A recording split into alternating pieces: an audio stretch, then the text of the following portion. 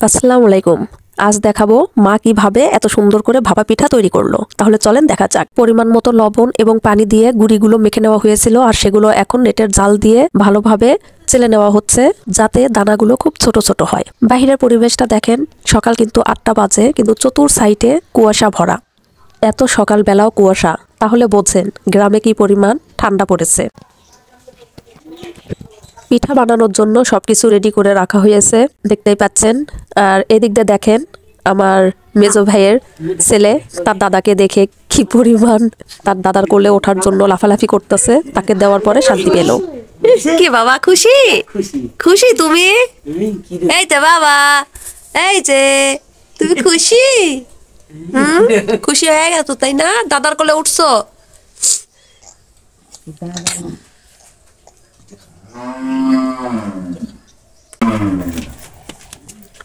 বাবা, ভিতরের পরিবেশটা দেখালাম, এবার একটু বাহিরের পরিবেশটাও দেখেন। এটা হচ্ছে আমাদের ঘর থেকে বের হওয়ার মেইন রাস্তা। বাহিরেও কিন্তু দেখেন অনেক কুয়াশা, খুবই ঠান্ডা। এত সকালবেলা কিন্তু সত্যি পরিবেশটা অসাধারণ লাগে। টাটা।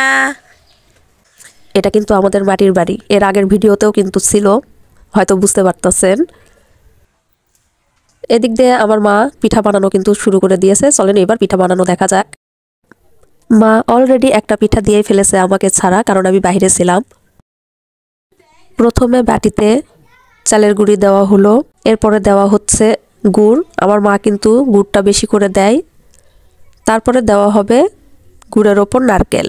নারকেলটাও কিন্তু পরিমাণে বেশি দিতে হবে, ভাপা পিঠার স্বাদই কিন্তু গুড় আর নারকেল। এরপরে এই নারকেলের ওপর আবার দেবে চালের গুঁড়ি। দেখেন কি সুন্দর একটা প্রসেস।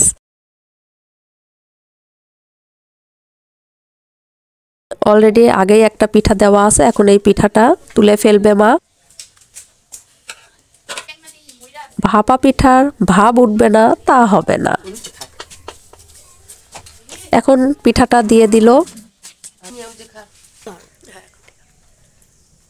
আমার ভাতিজি সবার আগে পিঠাটা ভেঙে দেখাচ্ছে।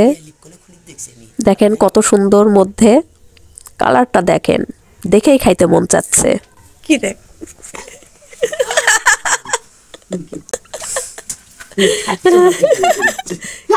কি আম্মু, মজা?